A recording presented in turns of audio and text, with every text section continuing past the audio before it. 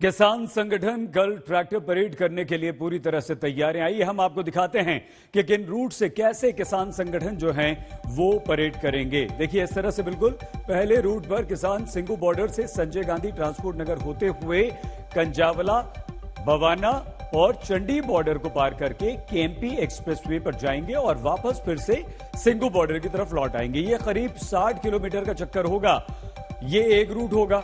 इसके अलावा जो दूसरा रूट होगा उसकी बात करें तो डिग्री बॉर्डर से नांगलोई, नजफगढ़ और जाडोदा होते हुए किसान वेस्टर्न एक्सप्रेस पेरिफेरल पर पहुंचेंगे। ये रूट करीब 63 किलोमीटर लंबा होगा।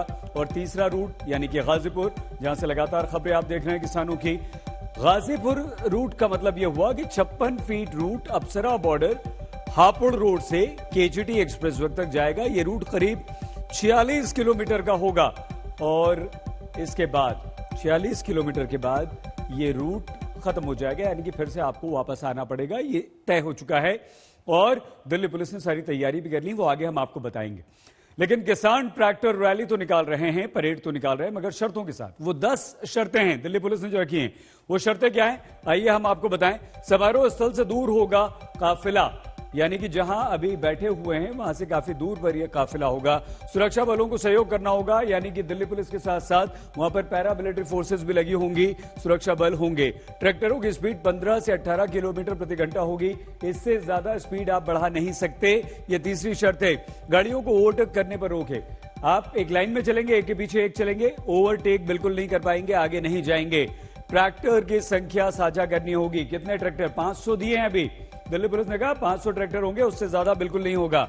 हुड़दंग करने की मनाही होगी। किसी तरह का नाच गाना, चीखना चिल्लाना, शोर शराबा बिल्कुल नहीं होगा।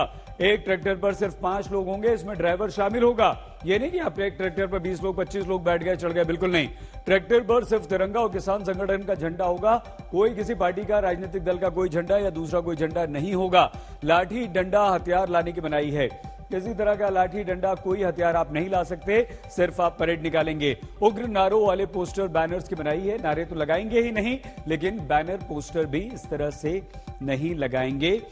ये 10 शर्तें हैं जो दिल्ली पुलिस ने 4-5 बार की बैठक के बाद तय कर दी हैं और अब किसानों को इसी रूट पर जाना होगा, इन्हीं शर्तों का पालन करना होगा। 3 संवाददाता हमारे इस वक्त हैं। सिंगू बॉर्डर हम आपको लिए चलेंगे, हम आपको चंडीगढ़ लिए चलेंगे और इसके अलावा मुंबई लिए चलेंगे, क्योंकि मुंबई में हम आपको बता दें कि मुंबई में भी जबरदस्त किसानों का जमावड़ा आजाद मैदान में है और वो राजभवन की तरफ भी जा रहे थे। राज्यपाल ने मिलने से मना कर दिया।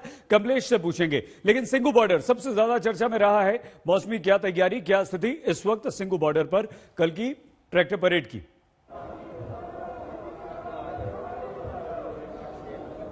सईद, किसानों ने कमर कस ली है। हमने देखा कि तमाम ऐसी दुकानें थी जिनमें खूब रेला लगा हुआ था किसानों का। कोई हॉर्न ले रहा था, कोई लाइट्स ले रहा था, पर सबसे ज्यादा मांग तिरंगे की थी, क्योंकि किसान यूनियन के झंडे के साथ साथ हर एक ट्रैक्टर पे कल एक तिरंगा नजर आएगा। उसके साथ ही वो किस गांव से आते हैं, किस इलाके से आते हैं, उसका भी बोर्ड नजर आएगा।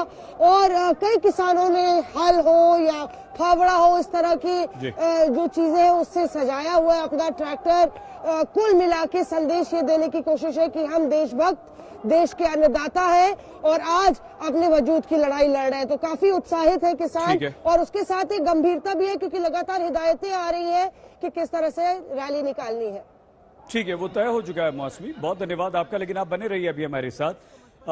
हम मंजीत आपके पास आए, उससे पहले हम लिए चलते हैं कमलेश के पास। कमलेश, जबरदस्त किसान आए हैं आज और आजाद मैदान में पुलिस से झड़प भी हुई है। क्या स्थिति है और कल की ट्रैक्टर परेड को लेकर क्या सोचते हैं मुंबई के किसान, महाराष्ट्र के किसान?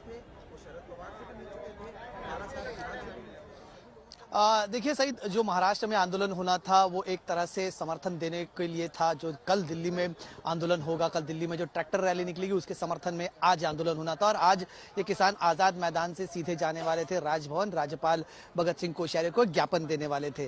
महाराष्ट्र में बड़े पैमाने, महाराष्ट्र के कोने कोने से कई सारे किसान यहाँ पर आए थे।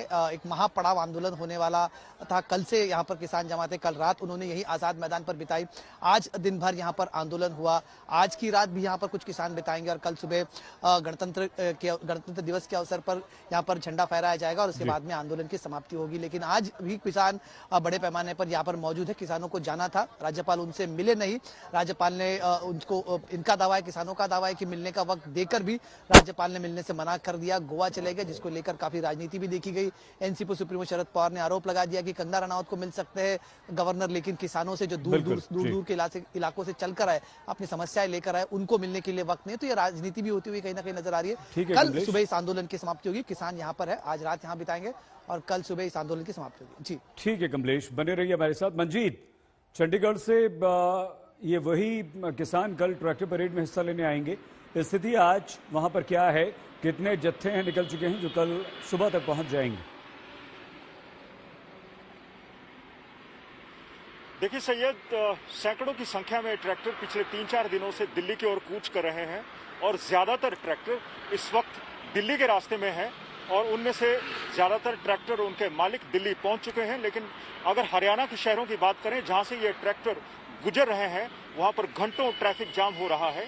चाहे वो करनाल दिल्ली राष्ट्रीय राजमार्ग हो, रोहतक दिल्ली राष्ट्रीय राजमार्ग हो या फिर जयपुर दिल्ली राष्ट्रीय राजमार्ग हो, सभी जगह पर घंटों का जाम लग रहा है। और हरियाणा में तो दोनों राष्ट्रीय राजमार्गों पर 13 से 15 किलोमीटर लंबा जाम है।